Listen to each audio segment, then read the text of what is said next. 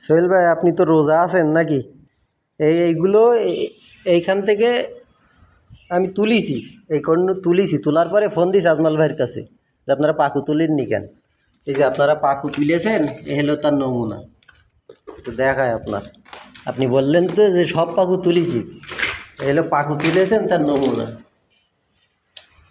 ওই দেখেন, পাখু তুলেছেন তার নমুনা। রাইস সুদালি শুধু হয় না, এ হলো পাখু তুলেছেন তার নমুনা। ওপরে তো রয়েছে। আবার করছেন আপনি রোজা থেকেই করছেন, পাখু সব তুলিস। ও আরও তো দেখায়নি, এই যে পাখু তুলেছেন তার নমুনা এই। হ্যাঁ, পাখু তুলেছেন তার নমুনা এই। রোজা থেকে তো বললেন মুখে দাড়ি দে, বললেন যে সব তুলে ফেলাইছি পাখু। ও রোজা থাকার দরকার নেই, মিথ্যে কথা বলি ফাউ উপোস করার দরকার আছে ভাই? মুখে দাড়িও রাখার দরকার নেই, সেবই ফেলান কোন।